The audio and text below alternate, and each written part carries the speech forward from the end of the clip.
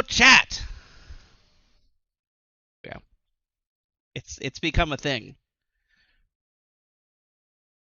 Very professional podcast. Can't hear Kelly. Interesting. Am I?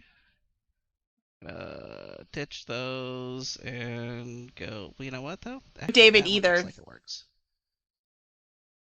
Okay, you should have guest and host now. Hopefully. Okay, there's Kelly. They got me. All right, David, your turn. I don't see the meter bouncing. That's not what I want to be happening right now. What would we do without our fantasticorn right here? I mean, Northern Lights, you're our savior. All right. Yay, Layla Mack is on.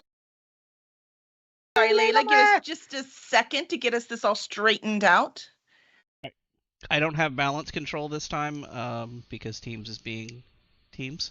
But yeah, everybody should be able to be heard now.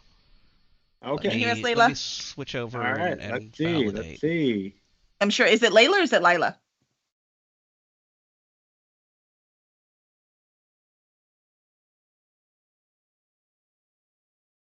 I don't know. Let's see. What do I not have up? Facebook. Let's see.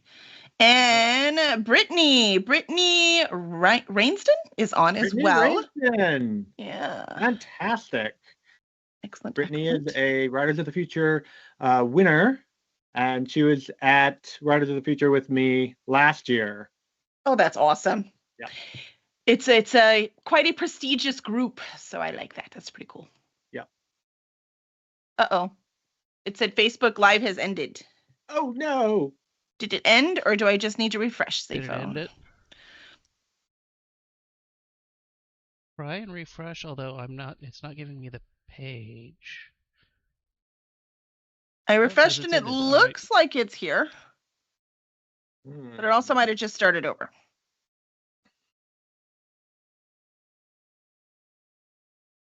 Isn't it great when OS, updates I swear every week they have updates.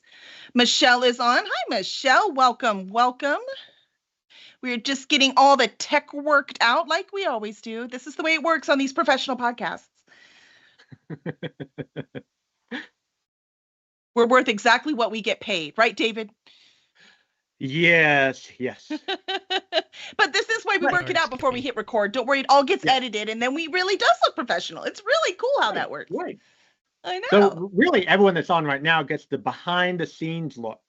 That's 100%. That's what we say. Look, you can watch the VOD whenever you want, but the cool stuff, that's when we go live. Mm-hmm. All right, let me go back to the event and make sure that the thing is actually working on Facebook. So we have everything up. We want all the peoples to see us. And I don't even know why I'm pretending to do an accent. I'm really bad at them.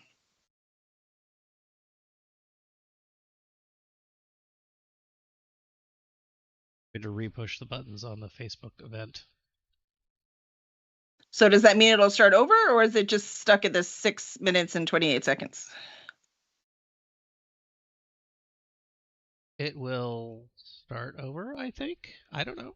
Because all I see is stream starting. I don't see us on it. Okay. Refresh it, maybe? I did. I went all the way out and back in. Feel like within the last 5 seconds? Oh, here we go. I know, right? That is the thing. All right, hold on. It worked. The refresh worked this time. Uh-huh. Okay. Yeah, there's no time at the bottom now. All right, we are good. That's because something changed between when you refreshed before and when you refresh now. Okay. I refreshed like 4 times. All right. Northern loves your hat, David. Okay. Oh, thank you. I got this one in Korea. Nice. Yeah, I have questions. I mean, I want to ask about the whole Army thing. It's so cool. I didn't know you'd retired from the Army. I mean, until I read your bio, right? But I didn't know that before, so that's pretty cool. But I will ask about that. So we will. Okay. Let's see. All right. I think we're good. So everything looks good. Everyone can hear us. Facebook, YouTube, Twitch. We are all live and looking good. What do you think, Zafo? All looks good on your side too? Looks good here. You know, I put on pink because I was feeling so festive. And it's like, you know, spring colors, but now makes me look even more pink. I don't know. Maybe pink is not my color anymore. You just look like a spring color. There you are. Like a ray of sunshine on a cloudy day, or a stormy day for poor David. Yes, yes. I keep seeing lightning flash outside the window, waiting for the tornado siren to kick off again. Just take your laptop with you. It'll be fine. Yeah. I'm already in the basement. I'm okay. There you go. I'm doing an interview from the basement. That's how important this career is to me. All right. I think we're good. Let me make sure I have the description up. All right. All right. Good to go. Let's do the thing. Kick this pig. Kick the pig.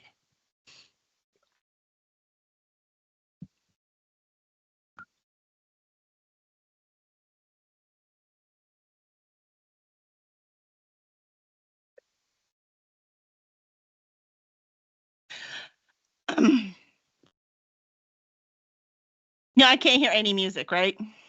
No, I'm just dancing to the music in my head. Yeah. Uh-huh.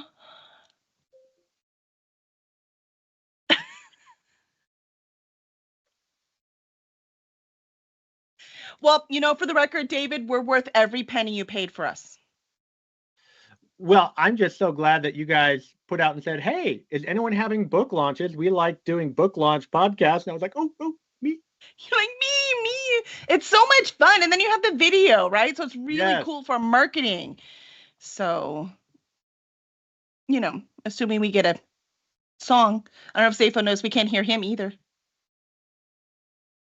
Oh, yeah, that would probably help if I unmuted that one. That annoying mute button. Yeah, we heard no music. We didn't hear you. Well, he actually changes the stream on where his sound comes and where it doesn't. So normally it's off so that no one else can hear him while we're talking, right? But it doesn't work if the music doesn't work. All right. It's like, Zafo, where are you? He's right there. He's right above me. Okay, so that plays. It worked. I heard it that time. Yep. That played kind of loud. Let me make sure. Poor Layla and Michelle are like, what have I walked into? I know, right? Show start.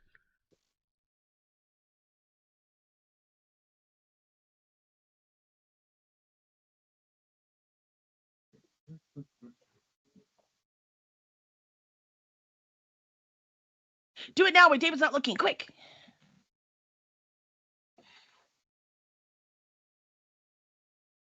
It required me being prepared for that. My job is just to look pretty. Job done. Aw, thanks, David.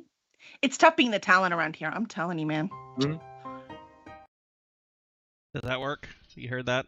It did work. Okay, let's try it in the show start button. All right, here we go. Okay. Take 875.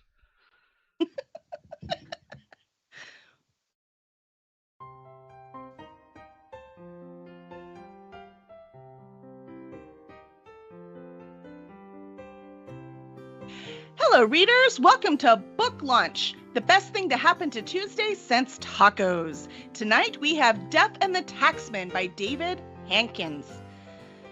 Written in the witty and comedic styles of Sir Terry Pratchett and Piers Anthony, Death and the Taxman is a lighthearted contemporary fantasy that began as an award-winning short story of the same name published in Writers of the Future, Volume 39. Acclaim for that short story by readers and critics alike called it brilliant and hilarious, delightful and quirky, and laugh out loud funny. And to find out how David pulled it off, he's here to answer your questions.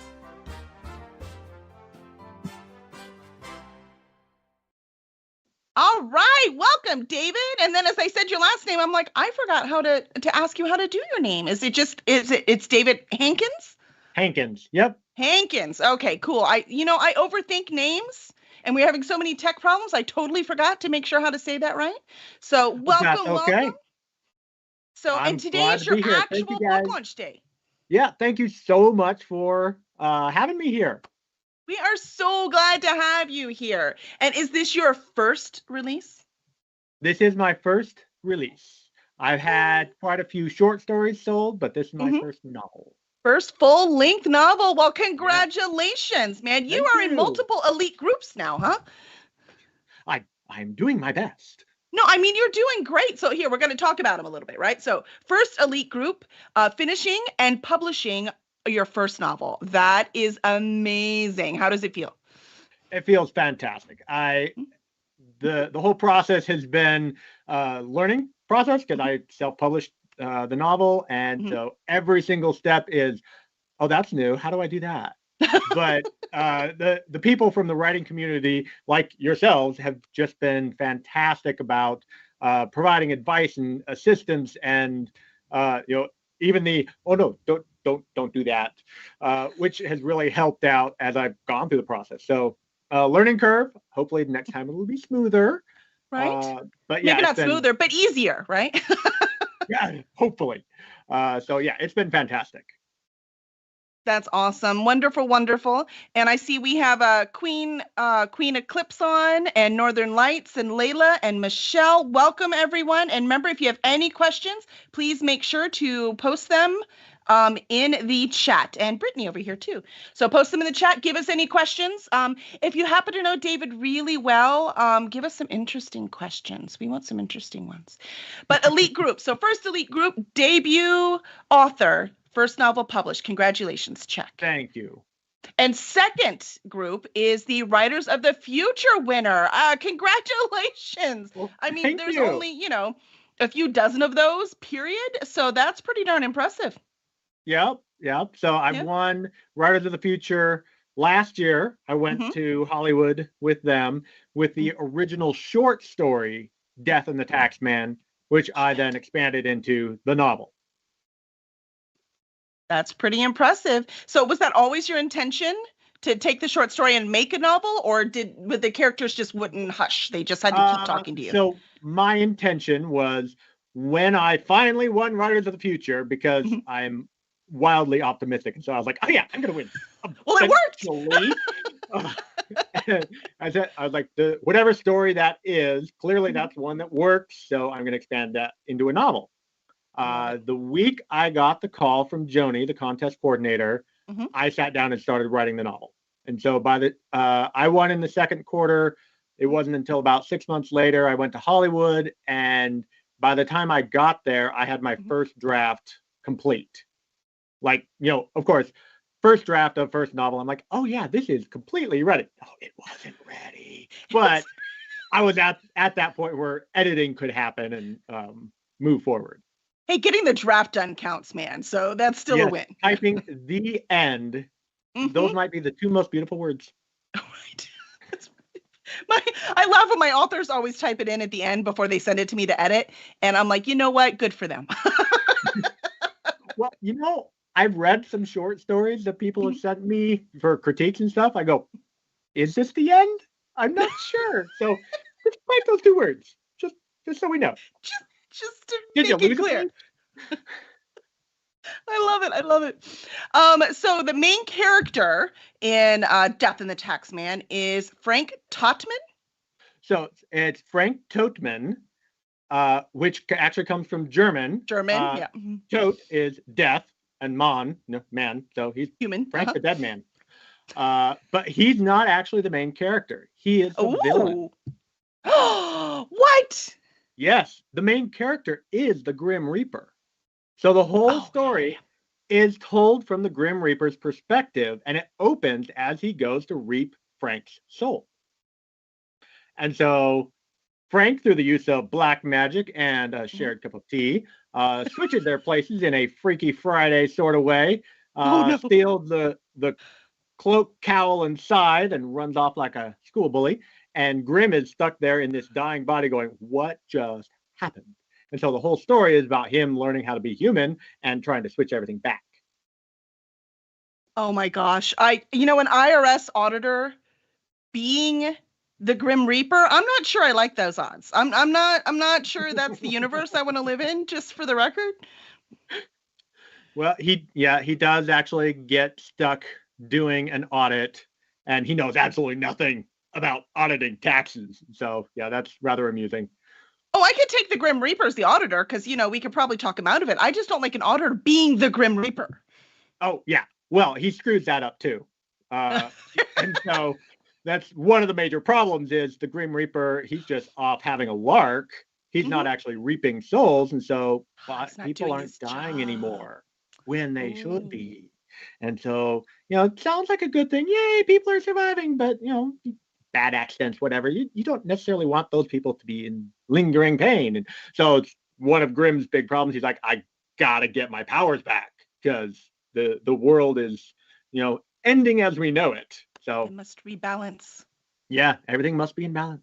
I love it. So Layla wants to know, what was your inspiration for this story?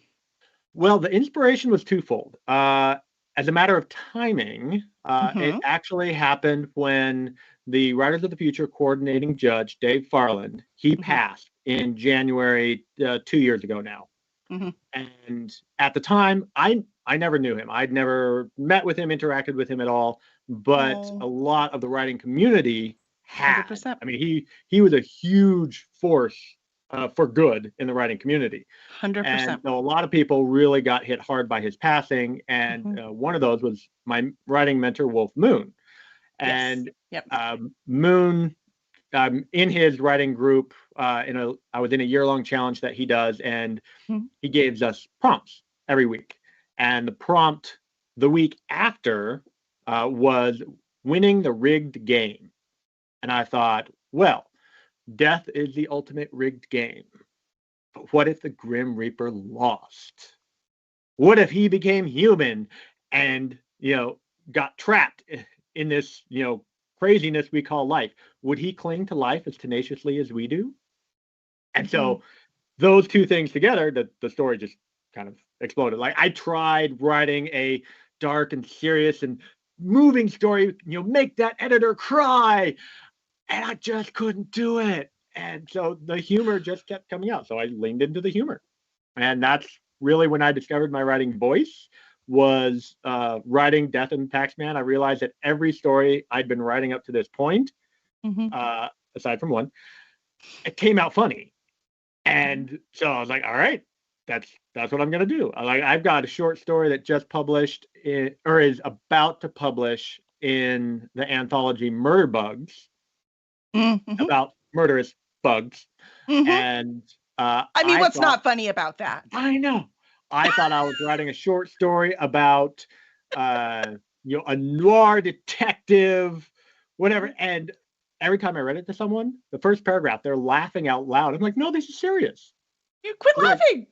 They're like, no, you have a bakery war, and everyone's being all serious about murders happening in the bakery war. I'm like, well, yeah. So yeah, I do humor, even when I try not to. I love it. I love it. Well, it says in your bio that you do humor because we need more of it, right? Yes, we do. That you told these stories to your children, or you maybe not my these daughter. Specific stories, right? To your daughter. But so when you told stories to her, though, was there always humor involved? I mean, you were trying to make her go to sleep. My writing started in the oral tradition of telling my daughter stories to get her to go to sleep. And also, as she was really small, trying to get her to eat solid foods, she'd sit at the dinner table and just play, as toddlers will do. But when I told a story, the fork was just like, and so I'd sit there and I'd tell stories, whether that was just the pictures on the wall, telling a story about whoever's in the picture, or the background, the people not in the picture. I just make stuff up on the spot. I grab Disney stories, Chuck the protagonist, and she was now there. Beatrix the Brave is the one saving Snow White, or Sleeping Beauty, or whatever. Whoever. So that all started building into this long narrative. That was like, I actually kind of have a story here. And she started poking holes in my stories. No, last night you said, so I had to start writing it down. And that turned into 2.5 novels of mid-grade books that I was like, these are the next best thing since sliced bread. And I sent them out to agents, and the agents did not respond. And so, yeah, at that point, I was like, well, maybe I should stop writing. No, I can't do that. So well, that's not going to happen. I need credit to my name. So I decided to start doing short stories. Mm-hmm. Looked up, short story contest. First thing that popped up was Writers of the Future. And I wrote my first short story for them, came back with an honorable mention, and I've been hooked ever since. So I love it. I love it. I love it. Yeah, Jen Bear says that you do humor well. So thank you, done. Jen. And hello, Jen. Good to see you again virtually. We hung out a little bit at Superstars. Yeah, Jen's pretty darn cool. Let's see. Layla says, agreed. People need more humor in their lives. 100%. Yeah, we need more.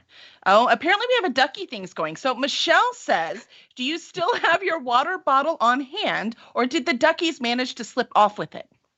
Do tell. Okay, well, let me tell you about the duckies. So first off, let's see if we can see it in the camera here. Aw, yeah, we see them. So apparently you still have the duckies.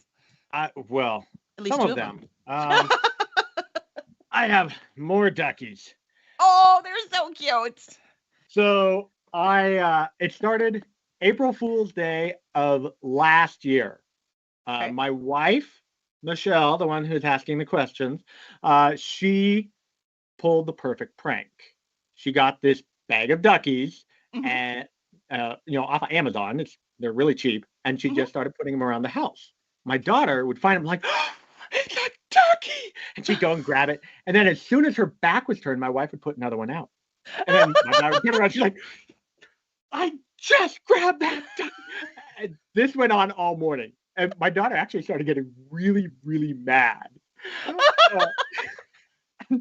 And she was 10 at the time. It's absolutely hilarious. But that day I had to go, I was flying to Germany for work.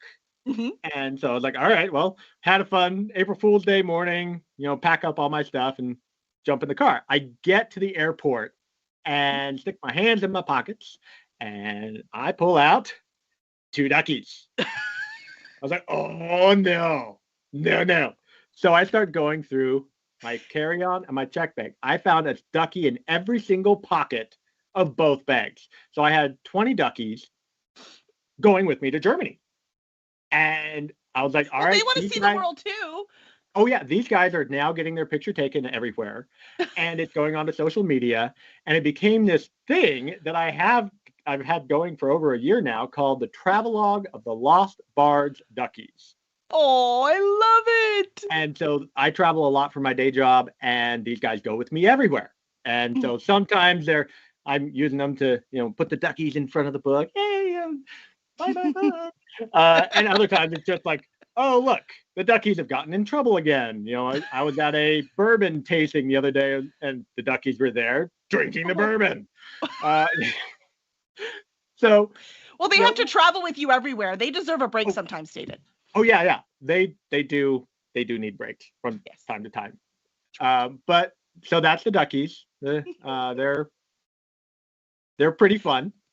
So we think you're the funny one in the relationship, but really it's your wife. Is that what you're telling us? She's the closet funny one.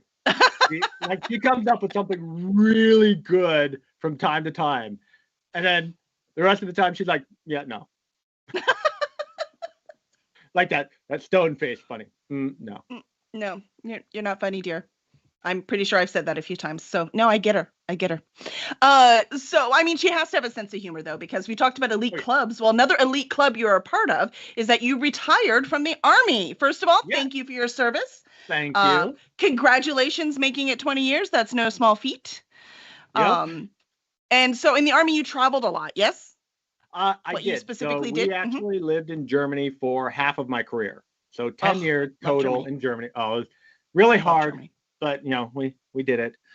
So, yeah, absolutely loved Germany. Would go back again in a heartbeat. In fact, that's where I was going for that trip that the ducky showed up in my pocket was I was going on a work trip for 2 weeks to Germany. And yeah, I've been all over the place. Iraq twice, Afghanistan once, Korea, Japan. I've been just all over the place now. I love it. And so I'm wondering, all that travel that you've done and all the service you did, does any of that show up in your writing? Absolutely. So first off, Death and the Taxman is set in Colorado Springs. I was stationed there at Fort Carson for 2 years. There's a restaurant in the story, Edelweiss Restaurant, which is absolutely fantastic. And I was like, that has to be in the story. And the IRS building I talk about, I've never been inside that building, but I drove past it often. And it's just this ugly monstrosity of a tower among no other towers. I was like, yeah, this thing what definitely do they need a tower needs for? They're really watching us. I know. So, yeah, so that has been in a lot of my short stories.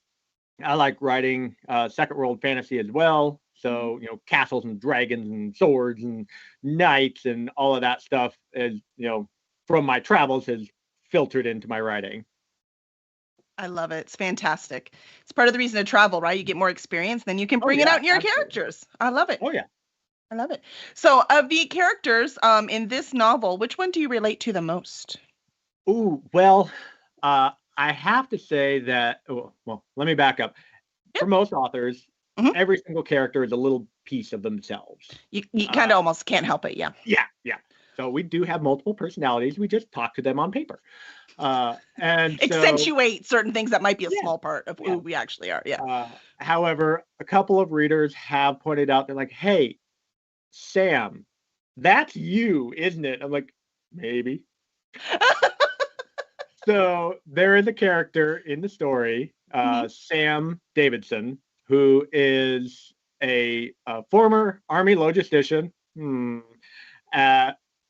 is, the logistics guy working at the IRS building, and he's one of the I guess main secondary characters. So, and then in the families, Sam, his wife, and his daughter Beatrix, and my daughter's name is Beatrix, so that's 100% her. So I was like, yeah, I'm just throwing my family in here. Why not? Why not? Yeah. It's easy to write when you know them. I know. Yeah. Of course, it's also easy for them to recognize themselves. So I don't know. You might want to. Yeah. Well, I changed the details to protect the innocent. And or my family. Oh yeah. I love it. I love it. It's so exciting. So this book, is this a standalone, or are you planning on making it a series? This is a trilogy. Nice. So, yep, Death and the Taxman is book 1 of the trilogy. Book 2, I'm about 2/3 the way through writing it right now. It's Death and the Dragon. So due to events that have happened in Death and the Taxman, the Grim Reaper has a bone to pick with hell. And so he's going down to have some words with the devil, and he walks into the middle of a coup. The devil's reign will end. And he's like, the dragon's reign will end. And he's like, better the devil you know. And so Grim has to go rescue Lucifer.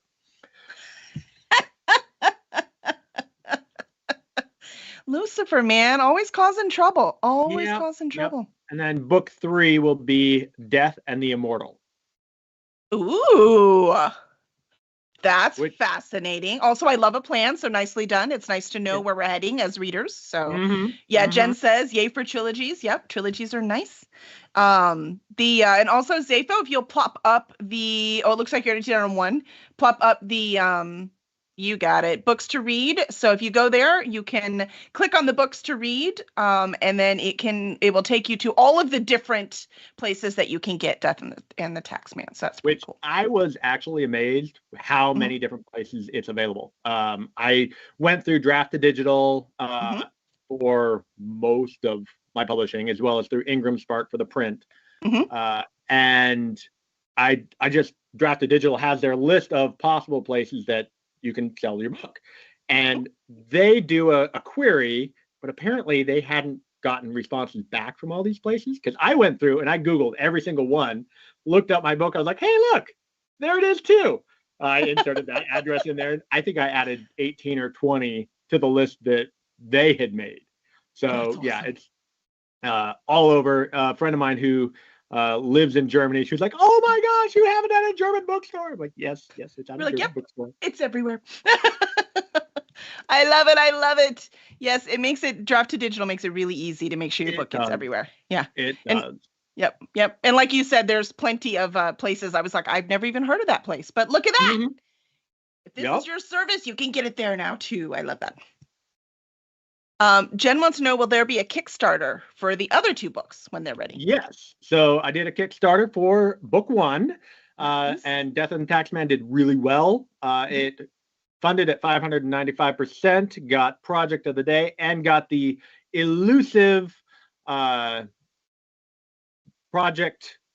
I'm sorry, favorite so or whatever. Project You Love, and it got the elusive Project of the Day. So at the very last day, it was picked over all of the other publishing projects as the Kickstarter publishing project of the day. So that's really cool. Yes, I'm definitely doing a Kickstarter in September for that. In fact, I'll see if I can pull up the link. We got it. So you can hit favorites. Let me know when it comes out. Yep. Excellent. Put that in there. Zafel will share that as well. Jen said that she's marking her calendar. Let's see. Layla wants to know, once you get that link up, when can we expect a sequel? So, September. They just answered. So the Kickstarter will come in September, and then the actual publication date, I'm looking at January 28th, because that is the last day of the Year of the Dragon, which we are currently in. Look at that. Just like Death and the Taxman came out on Tax Day. Method to the madness. It is a method to the madness. See, people think madness is just illogical and makes no sense. I mean, it really has its own kind of logic. That's all. All right. So there, I've given you the link for the Kickstarter for Death and the Dragon. Perfect. In September. Zafel will make sure to get that up. Jen wants to know, do you have plans for a themed Immortal book release date? I don't. I'm actually rather impressed with myself that I've gotten far enough ahead to plan the release date for Death and the Dragon. But you've got this set up now. I mean, what kind of Immortal date? So it looks like the way I write is about 1 novel a year, at least at this point. And so my next Kickstarter would be again August, September of 25. Yeah.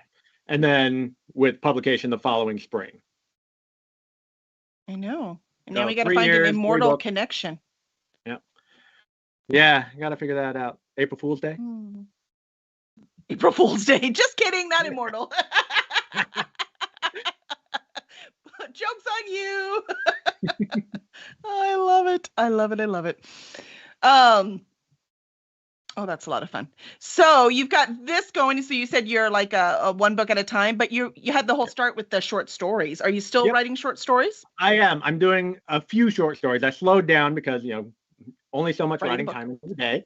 But I'm still part of the Wolfpack Writers. And whenever Moon puts out a challenge, I'm like, all right, I'll do a short story for that. So like I just did one for our current challenge to Third Flatiron.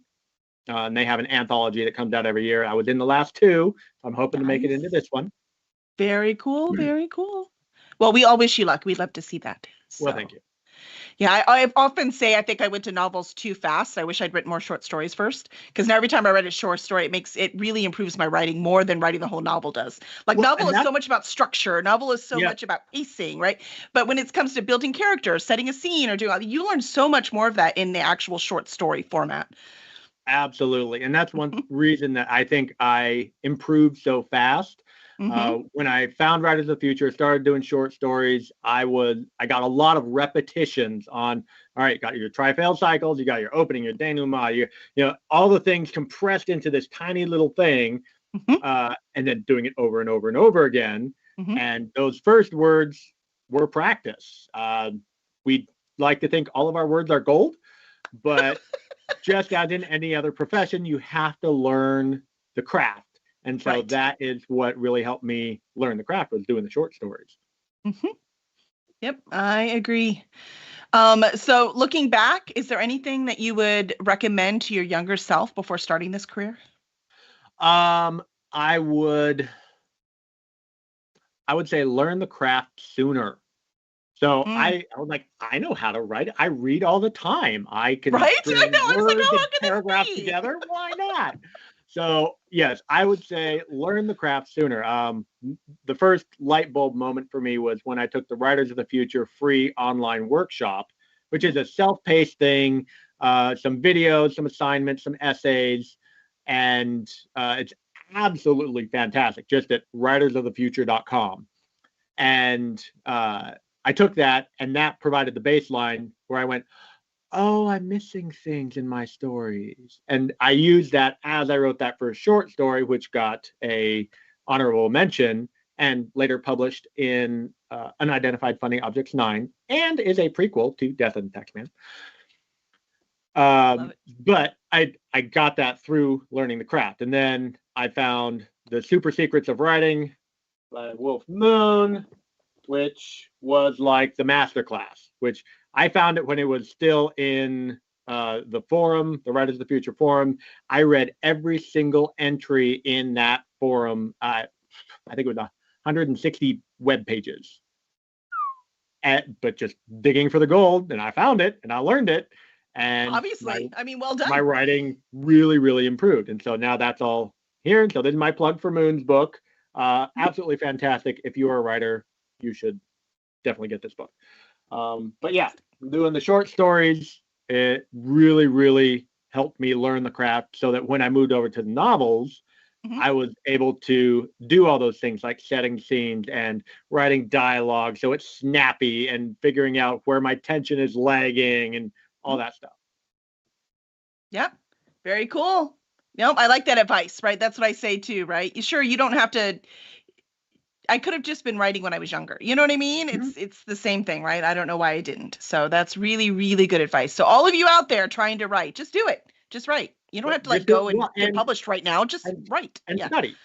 Find the people who've done it before. There's lots of advice out there. And whatever your style is, whether it is science fiction, fantasy, horror, literary, poetry, there are people who have put together, things to learn in that style that will help you get published in that style.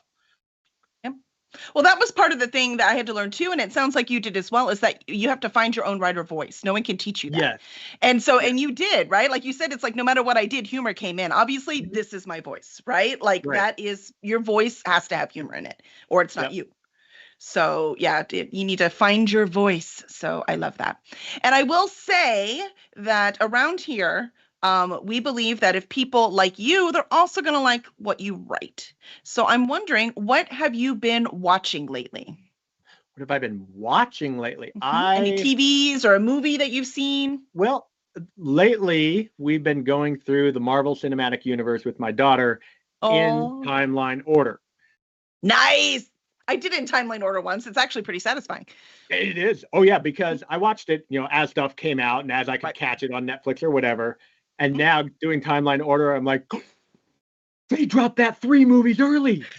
That comes out later. Oh my goodness! And so I'm like, actually holy moly, these people are good. All right, I'm getting a little bit of craft as I'm watching it, and because I know the stories, I'm catching things like, oh, that's the magic sword. That's the thing that they need at the end, and they've introduced it very quietly here at the beginning, and then it becomes important later, or the way they do dialogue or humor and all that stuff. So yeah, I've actually really enjoyed it, and also watching the ones that didn't work as well, going, all right, why did this flop?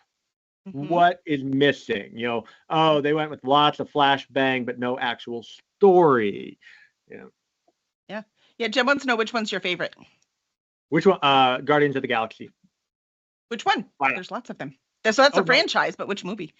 Oh, the First, oh, so the Guardians first of one. the Galaxy. Okay, first one. Gotcha. First one and second one were really good. Mm. Third one was too sad. See, that right there shows the voice, because you said you're funny, right? First one and second one were fine for me. Whatever. Yeah. I don't care. I really couldn't care less. Third one hit me hard, man. I've seen it 4 times now. It is my favorite Guardians one. Isn't that funny? Like, it's so funny to me. It's so sad. No, they're so fuzzy. It's beautiful. It's beautiful. Oh my gosh. I mean, it was a well done story. I just didn't like it. I'm like, it's not their Guardians of the Galaxy voice. 4 times, so man. It felt off to me. So yeah, that's a very interesting I thing. Love it. I love it. Which is also a lesson for all of us, right? It's one of those, everyone is not going to like your book, and that's okay. Doesn't mean you suck. It means that's not for them. Who cares, right? Go find what you like. There is an audience for your style out there. Yep. If your style is space unicorns, there are people who want to read about space unicorns. Yes, space unicorns. Oh, wait, never mind. I won't finish that. There's all kinds of stories about space unicorns. Layla wants to know, when did you first know that you wanted to be a writer?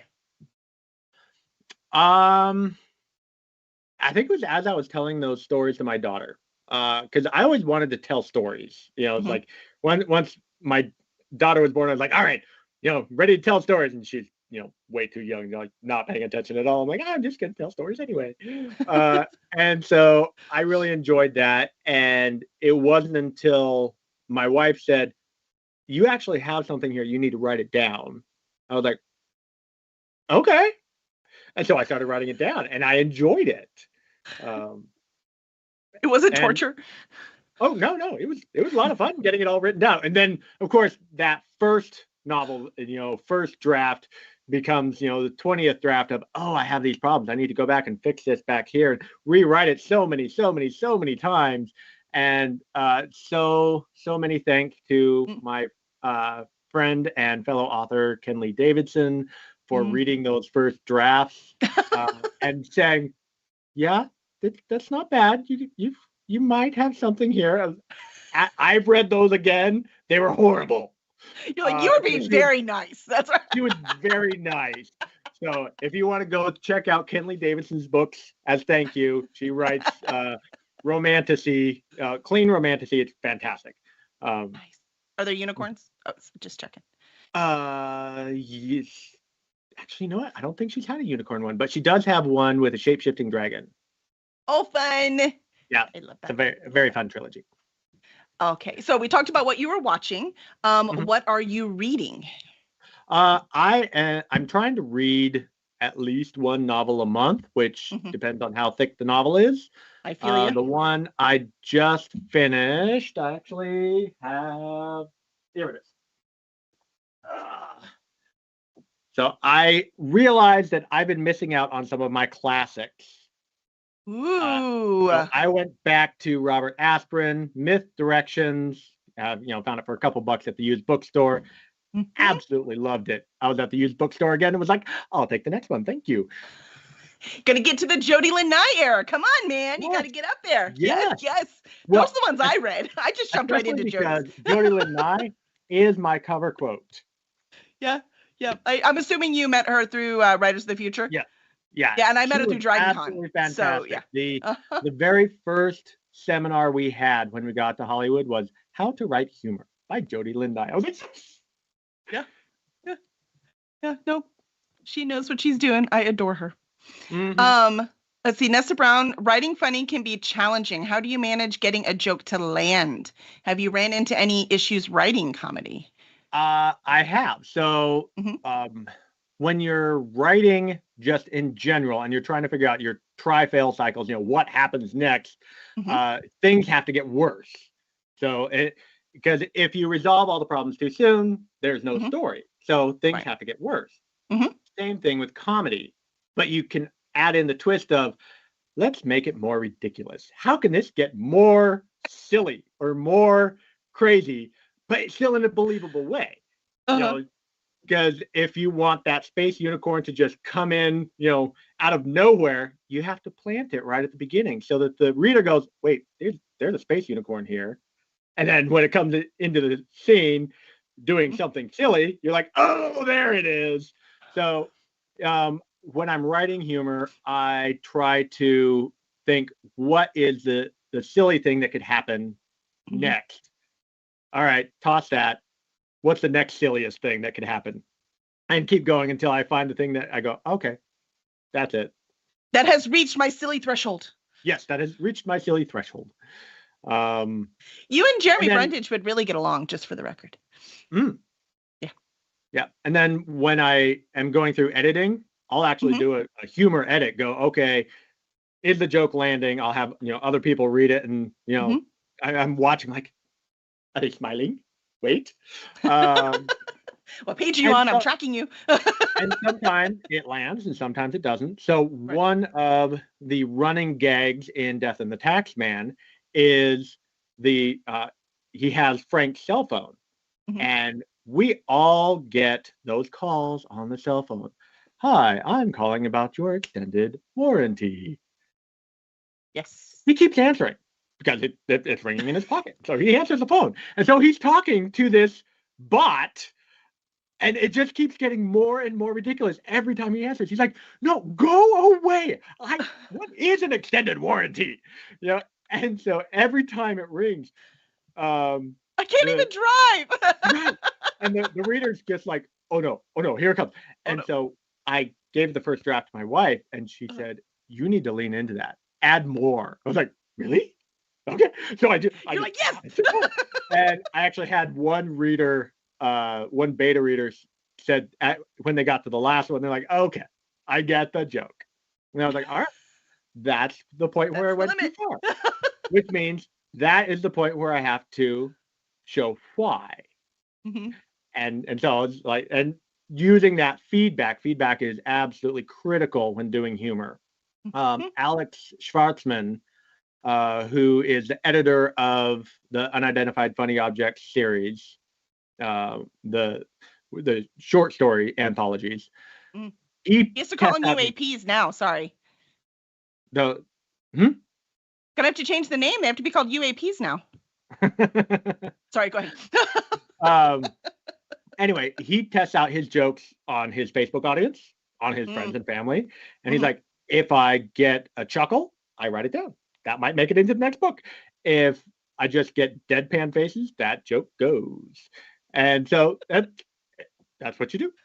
You try it out, see what works, and every joke won't land with everyone. Just like, not everyone likes your style of writing. Yep. I had one reader who read the original short story of Death and the Taxman, I'm sorry, not Death and the Taxman, Hell's Bureaucracy, my story that was in Unidentified Funny Objects. And he said, I didn't laugh once, but I really liked the story. Like, okay, well, I'll take it. And with humor, your jokes won't always land. You have to have a solid story behind it. Yeah, Layla says it's a perfectly woven plot in Death and the Taxman, the humor throughout it. So thank you very much, Layla. Yeah.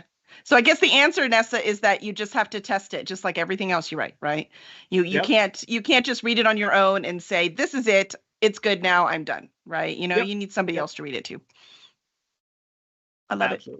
Multiple people if you're lucky, and it sounds like you are. You've got a whole cadre of people who are working to help you make this thing awesome. Yeah, I found some absolutely fantastic first readers. Brittany, who was on earlier, don't know if she's still on. She was one of my first readers. And her feedback was absolutely fantastic. Love it.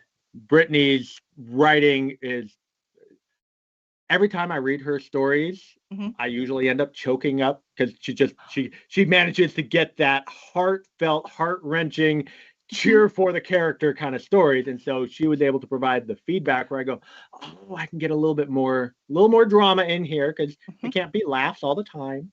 No. Then the laughs have no meaning. I feel you on that. Yeah. Right. So having those people who will do the reads for you and provide good quality feedback is so important. It's vital. No, I love it. I love it. So we talked about what you're watching, what you're reading, and what are you listening to? I listen to a few podcasts, mostly like Writers of the Future, or as I'm trying to find other shows like this lovely show, I will, check out their podcast, grab one or two and listen to them. And I'm as far as music, a lot of pop, whatever's on the radio. I switch through the stations as soon as the used car ad comes on. All right. Oh, we're listening to country now. Oh, more ads. All right. Over to pop. Okay. Hard rock. Here we go. Wait, what's this thing called a radio? I'm very confused. What is that exactly? I don't. I have a very simple car. Because I didn't want to spend the money on the expensive fancy car. So I have a manual stick shift and I have a real radio. Excellent, excellent. A real radio. So shall we talk about how Death and the Taxman has been doing on Amazon? No, I was told there were 2 questions on Facebook, except I don't see them, Zafo. I see absolutely nothing on my Facebook. So if there are 2 questions on there, you're going to have to tell me what they are. I'm looking at it right now. And I see Brittany dancing little symbols, and they're awesome, but I see no questions. Oh, I see one of them from Ellis Eden looks like, do you think Death and Frank will time travel ever? That is not in the plans. So I am working with a linear timeline. I often find that time travel, once it gets introduced to a linear story, it just kind of gets weird. Like the TV show Lost, which was really good until they introduced time travel. Then I stopped watching. Yes, right. Then it just, well, you were saved from the ending at least. Yeah. Well, so okay. I did jump forward to the ending, which having skipped the whole season, I was like, this makes no sense. Yeah, no, I don't know what this is about hugely popular shows and disappointing endings. I mean, it's so sad. It might be why I still prefer reading most of the time, because those endings usually, not always, but usually tend to be significantly more satisfying than the TV I've been watching for decades. Yeah. Yeah. I agree. Did we find the second question? I only found the first one. I don't know, Zafo, do you have another question? Tell us what it is. Brittany wants to know, what is your favorite book of all time? Ooh, that's a good one, Brittany. That's really well. Actually, no, that's not that hard. So my favorite book of all time, based on how many times I've read it, is In Fury Born by David Weber, which started out as Path of the Fury. It is the best science fantasy, hands down. It's about a soldier or a Marine Imperial Guard kind of character who leaves the Imperial Guard for reasons of honor. She's like, you guys, I can't do this anymore. And they're like, no, please don't go. So anyway, she, goes home to her colony planet, and the planet gets raided by pirates.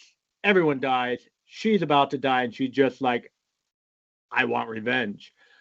Enter the Fury, like legit Greek Fury.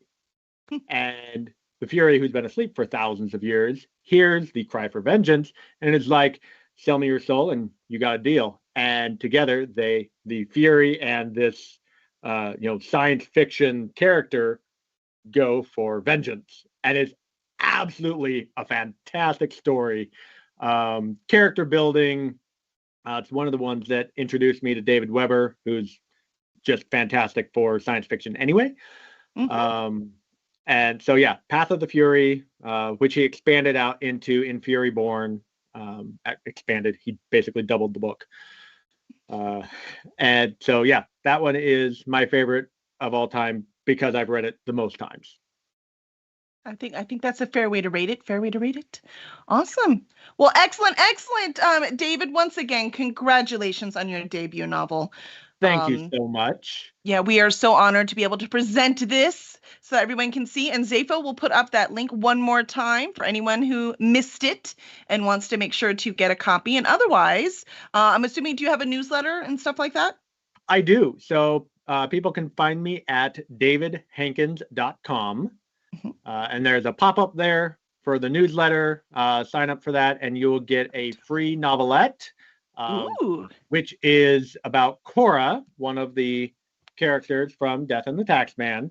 And it's her origin story And you'll also get a little flash story that I include in the text of the email, which is a home improvement meltdown.